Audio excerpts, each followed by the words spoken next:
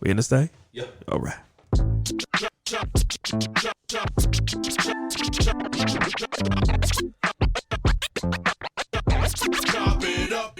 Yes, it is your man Anthony Smith, and I got my guy right here. Yo, P in the building. You already know what it is. It is your weekly double dose. Chop it up. Sometimes we like to go in and then come right back in because we just got so much to say to y'all, man. So y'all should just be happy for this. This is Chop It Up, your weekly dose of who is, who don't, and what we do behind the camera. Damn, that was a hell of an intro right there. This boy. Yeah, I mean, I'm sorry. I gotta switch it up every once in a while. Oh man, I feel like we came out the ring like we ready, like we got a championship belt to go get or some shit right now. We already got the belt, you know what I mean? They gotta come get it from us. So man, we wanted to we got 2 episodes out this week, so we wanted to touch on like how do you get your, like, if you're doing it as a passion, how can you get it to become? How do you turn your passion into your main source of income? And I would say, like, for me is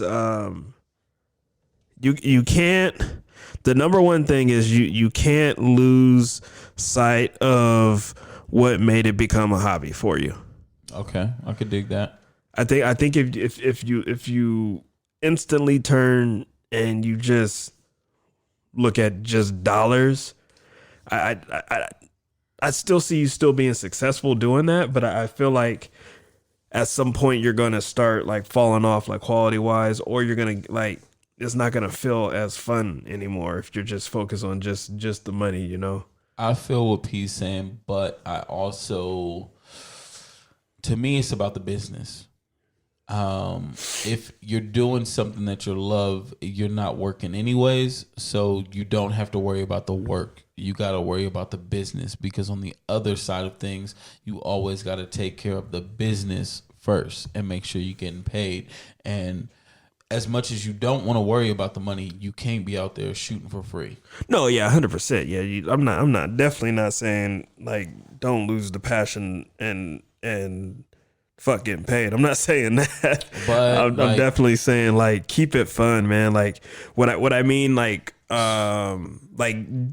digging deeper into that is, you know, if you love shooting sports, then chase sports. You know, if you love shooting weddings, then chase weddings. So that way it never feels like you're trying to do a whole bunch of extra in that lane. So let's say you're already dope, but you don't know how to get out there. Man, me particularly, I like shooting everything. So I particularly don't give a damn what I shoot. I'm here with a camera. What's up? Let's get it cracking. But if you know, say you got somebody that is just like you said, like somebody that's just dope. So I think you do gotta like kind of pop around a little bit and see what pops for your style of what you're doing. So I'm gonna take it back real quick. Okay. When I was DJing, I knew this guy by the name of Henry Corona, DJ Hennessy. Oh, Hennessy. He was dope. Way too dope to just be sitting in his living room DJing. But he didn't have the go get. He was doing his passion and didn't realize that he could make money from it. So is it okay? Like, if you're looking to turn your passion into money and you already have the skills, sometimes you just got to come out the box, or you have to collaborate, something that me and P continuously talk about, because at that time, and still to this day, he's always going to be a better DJ than I am. Same thing with P. They're always going to be better DJs than I am because they have the love for the music and I had the love for the money. So it was the chase of the money and the women for me. I ain't gonna lie. I'm not gonna sit here and lie. You know what I mean? We was chasing pussy and dollars around here. You know what I mean? That's where I was at. The music came secondary. So sometimes it takes you partnering up with someone not necessarily chasing the same things that I was chasing, but they may not have the talent that you have, but they have business savvy. And I don't even feel like I had business savvy. I just wasn't not scared even to that. talk to people. Right. I think it's The communication was just like, let's get it. I knew what Hennessy and myself could provide riding on Hennessy's back and me backing him up, that I was confident to take anything on. so you were like, I remember you guys stomping on the desert. You were like Diddy out here. 100%. You were like you were the dude like bad boy. Hey, hyping it up. But that's We what it had takes, man. That's what I think it takes too. That was going to be my second point. Is after that passion, like making sure you can maintain your passion. You definitely, not everybody's cut to be an entrepreneur. Right.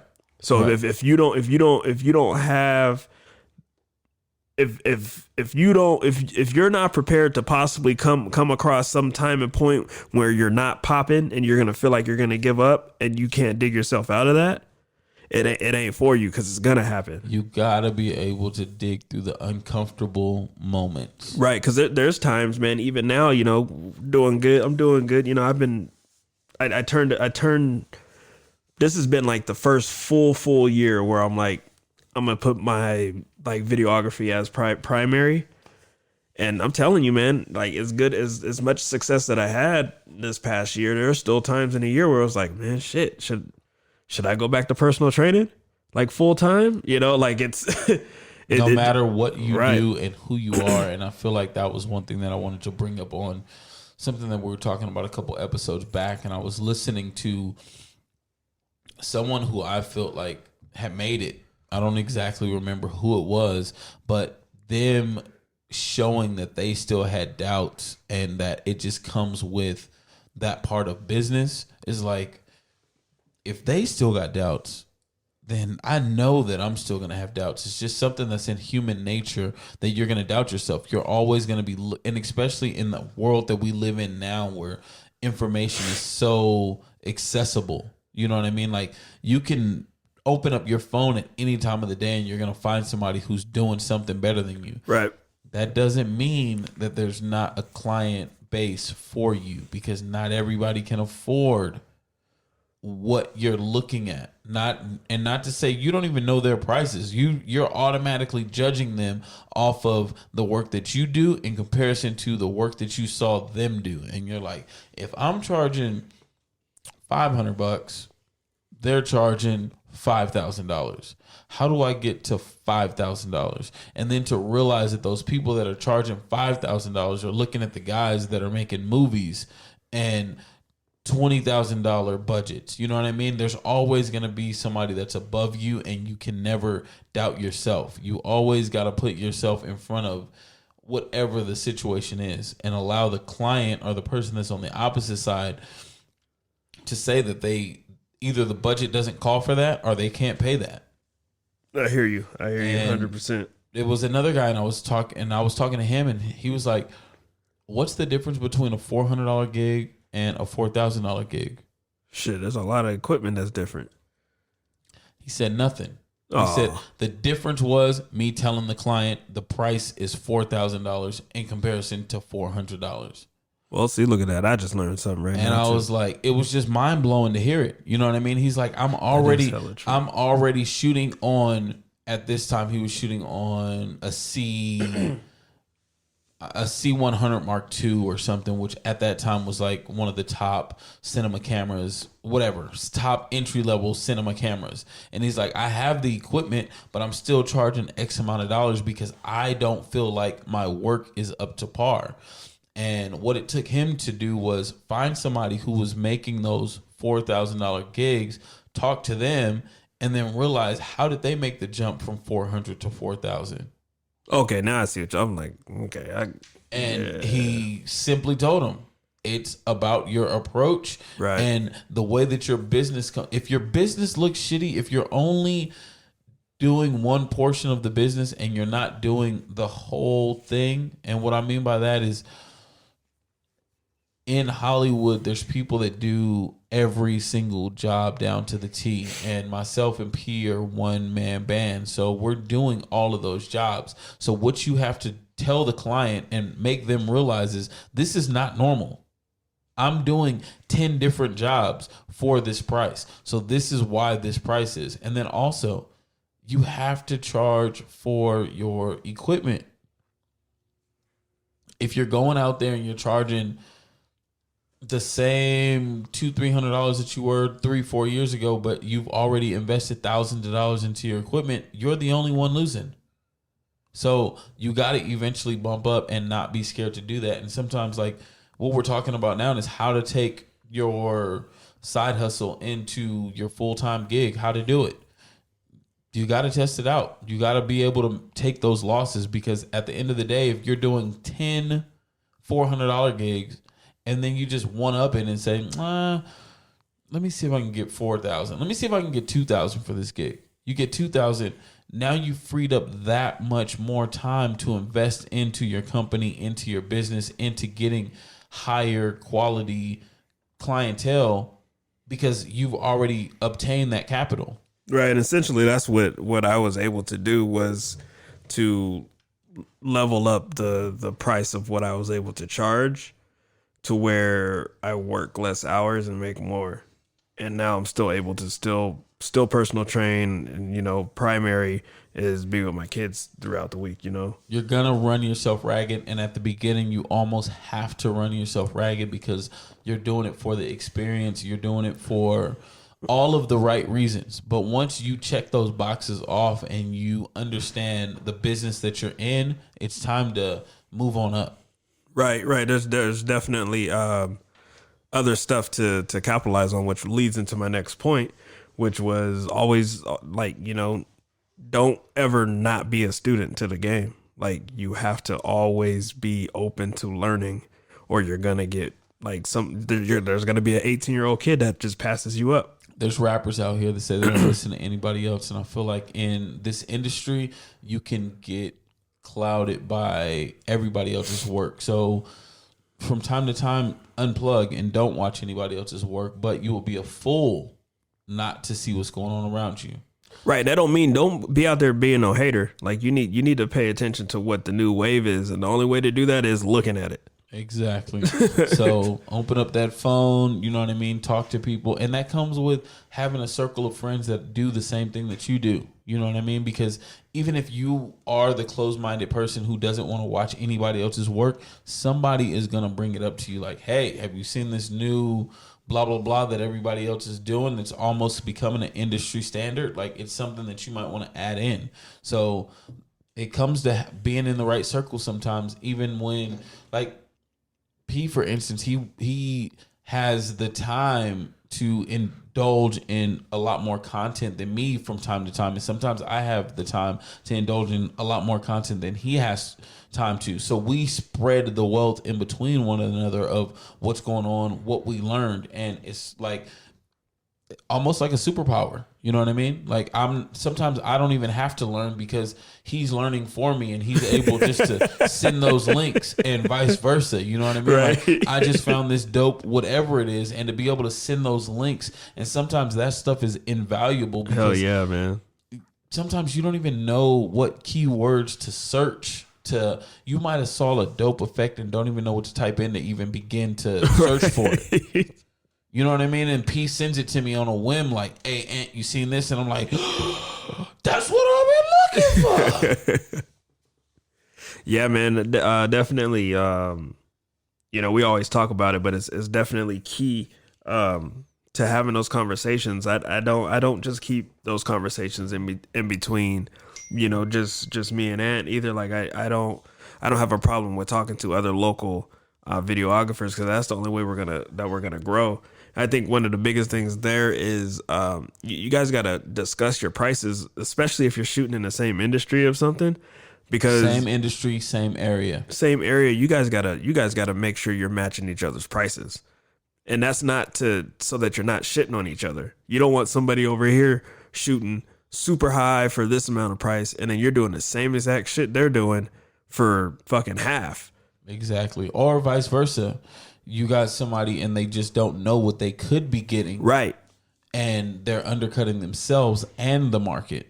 And that's you know, that's one thing that I saw happen in the DJ world was, you know, everybody got a damn mixer, everybody got this, everybody went and bought speakers, and you got some DJ such and such that want to come over here and just be on Instagram when a DJ, and now he's taking a 7-hour gig for $100 just because he wants to be out here and play music loud. Right. And I feel like it's a little bit different in the video and photography world because people want to see it. There's never been a time that I was a DJ that somebody wanted to hear a mix. Maybe, no, I hear you. I hear what you're saying. Maybe once or twice, and it was like radio stuff or like somebody who books events on the regular, but it's a visual thing. You know what I mean? So people can visually see the difference. You can see quality. You can hear quality. You know what I mean? So, but sometimes people don't care. Right. You know what I mean? Sometimes it doesn't matter. Sometimes they just want something that's HD that they can make out that that's them and that's their husband, or that's them and that's their auntie, and that's good enough for them. And I'm a big problem on that. And that the problem that I have is I want to give the utmost quality for myself. Not saying that you paid for it. Not saying that you're even able to pay for it. I'm doing this for me. So it's almost like you're getting a free upgrade. But at the same time, I'm ripping off everybody else who's underneath me. You know what I mean? Everybody else who's grinding to get to where the quality, not because quality doesn't always mean it's a better product. You know what I mean? Like just because you can shoot 8K doesn't mean the dude that's shooting on 6D Mark II ain't killing you. Right, and that's what I was gonna bring that up because, you know, a lot of people, when I know it's not the same as like DJing, but you got so many cameras where folks are just out here just saying, well, why shooting 4K? Well, it ain't the same you know what I mean? Like there's levels. there's levels to 4K resolution. You know what I mean? Your cell phone shoots 4K. But if that was the case, they would be shooting movies on iPhones. Right. So you have to not teach, you have to make your clients understand. I guess, you know, you want to put them up on game. Like, yeah, they shoot 4K, but it's this, and this. And it's not that you're shitting on them. It's that you're stating facts. And it's like when you go into Walmart and you see all the 4K TVs, and then you go into Best Buy and you see all the 4K TVs. It's a difference. Right. There's a difference. There's a major difference. You can see it. You know what I mean? But when somebody is on the other side of a telephone and they're telling you, my phone, I shoot 4K video, blah, blah, blah. And then you have another videographer that's saying, I shoot 4K video. There's no difference. They don't hear that. It's nothing that they can see visually right there in front of their face to say, oh, why does this look better than this? Because all they hear is 4K, and your brain you're almost brainwashed into you wanting to hear the higher quality, and you're gonna book that person. It doesn't. A lot of these clients, a lot of these people are not going to do their history. They're not going to check up on you. They're basically going word of mouth. And if word of mouth interrupts what their little cousin, they overheard their little cousin talking about, guess what? Their little cousin is going to get the gig. Yes, sir. So you have to be able to sell yourself and your company as more than your equipment. So can we drop a cool little gem in or here on Get them. Give for anybody that listens, I'm gonna give y'all one of my tips on what I do when I'm actually doing that. So my next point actually was going to be make sure you have a platform to visually show your work so that you don't have to sell yourself. Right. You don't sell yourself in your work, not in words. Right. Exactly. You just show them. Now, what a lot of people do is they'll upload their stuff to a website or they'll put it on their Instagram, whatever. That works. That's cool.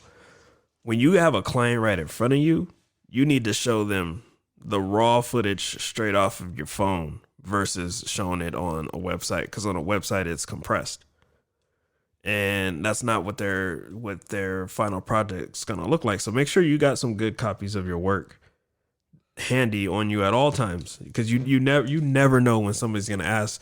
It could just be a random conversation at the grocery store. You'd be like, well, what? I'm a videographer. Oh, really?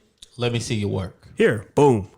In your face. You got it on that brand new iPhone with that high resolution on there. You import it onto your phone at full quality. Show them right then and there. Guarantee you're gonna book They're something. in love. The other thing that I've tried to incorporate and that I'm going to continue to incorporate is maxing out your gigs. You're already booked. You're already there. So what's an extra hour spent setting up a camera for behind the scenes?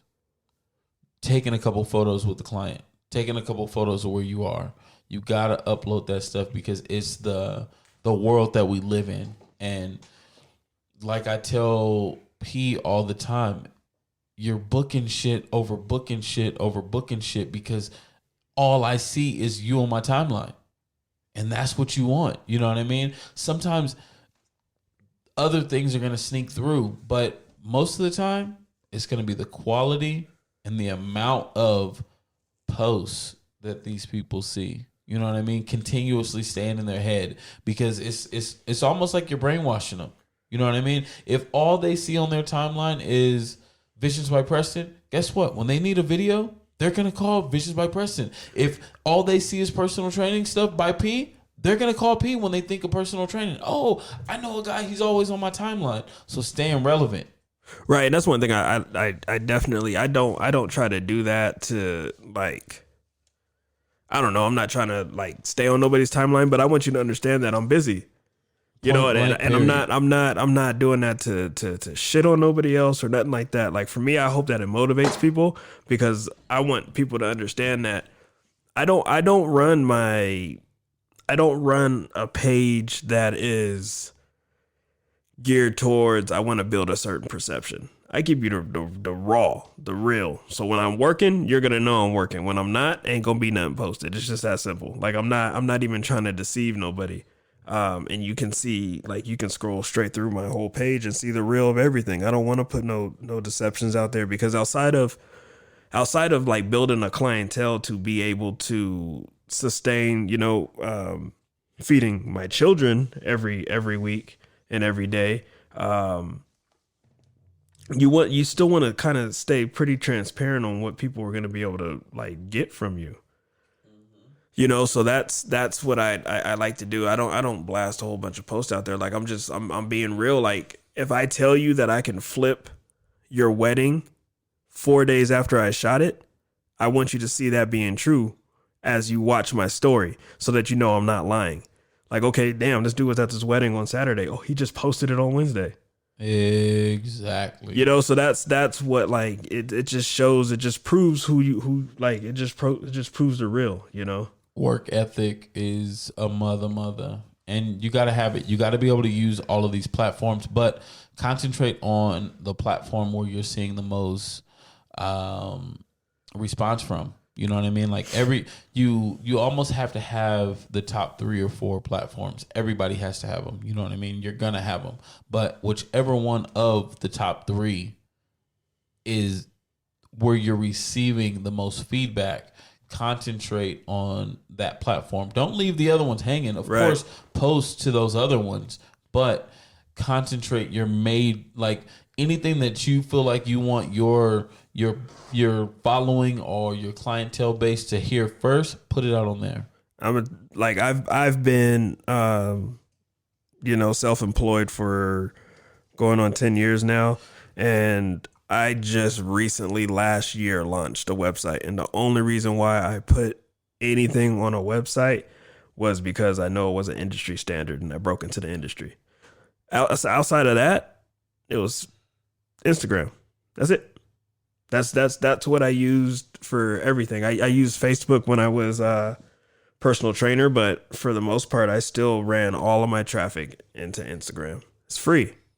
Free, easy, it's free, and everybody uses it. The difference is when you get into those super big clients, sometimes they just want to see a website just to make sure that you got a website. They're still gonna watch all your work on your Instagram. They're Right. still gonna watch all your work on your YouTube. They're still gonna watch all your work on your Facebook. But let me see if this guy got a full web page for me to go to. Right. For whatever reason, like I don't know, maybe I could be wrong on my It's like perception. having a business card. It's like Right. nobody is really passing out business cards but businessmen. But when you go to a real business and you want to give them something, you're not going to say, check me out on my IG at blah, blah, blah. You want to hand them a business card. So you want to make sure that you have all areas of business taken care of if that's the area that you're moving into.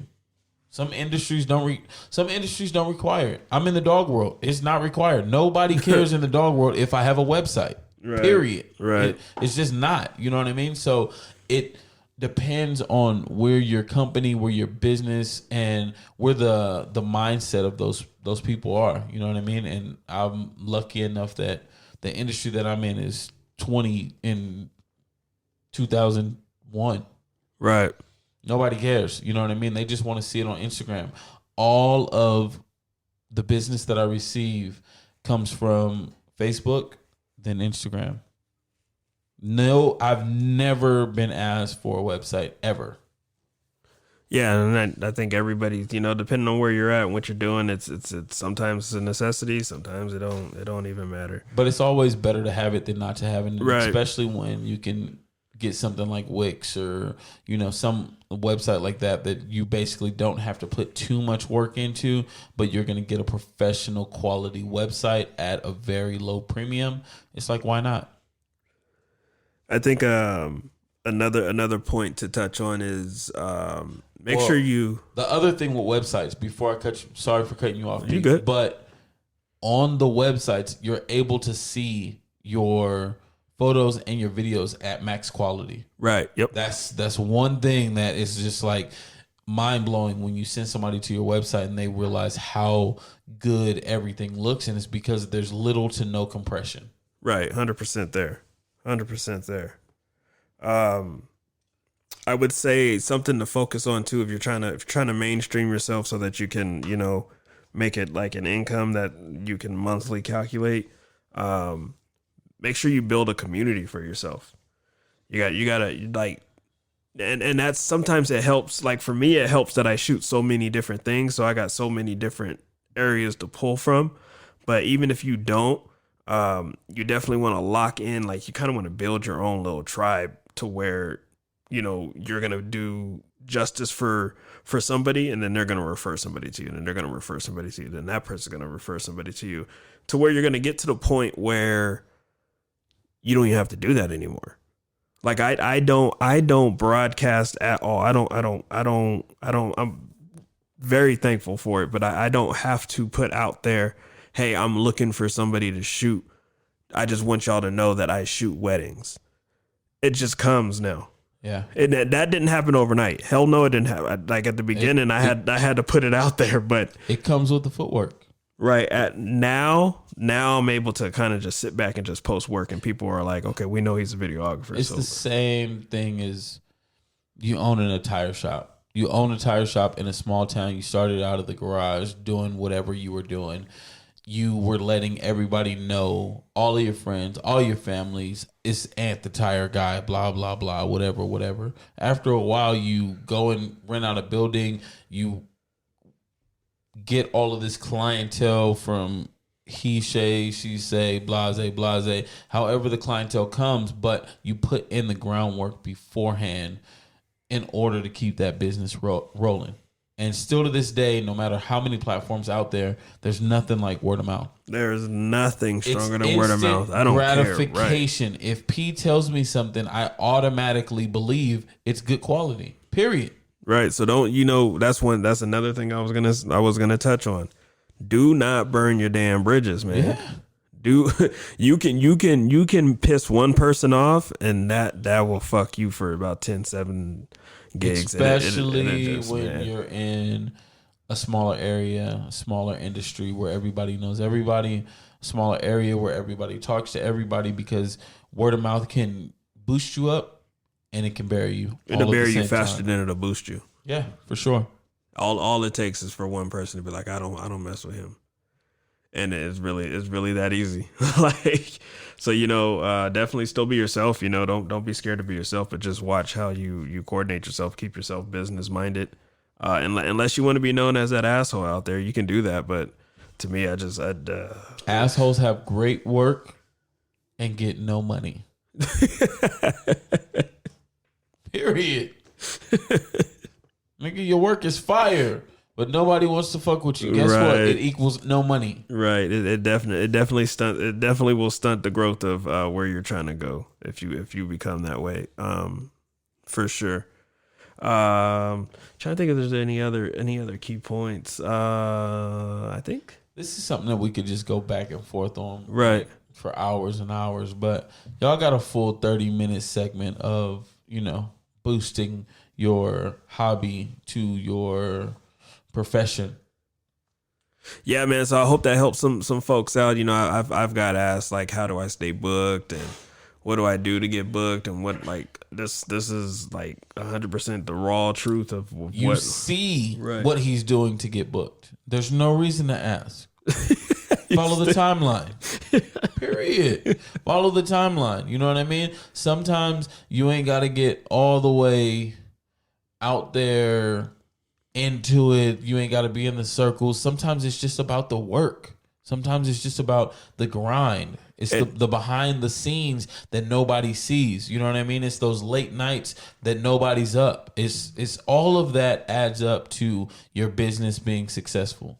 Right. And please understand, guys, we are very confident in ourselves, but we got a long fucking way to go. Like, we don't know everything. We're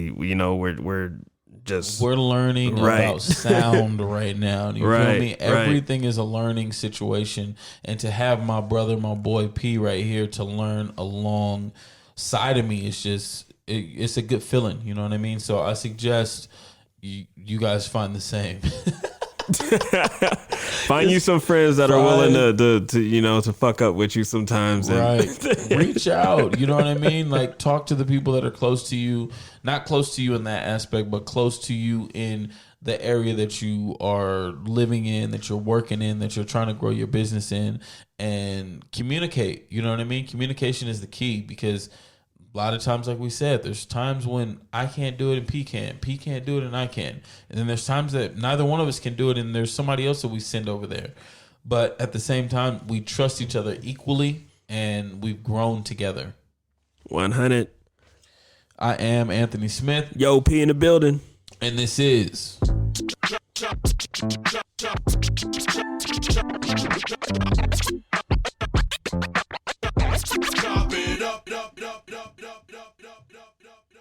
They don't get the point. Something in there, right?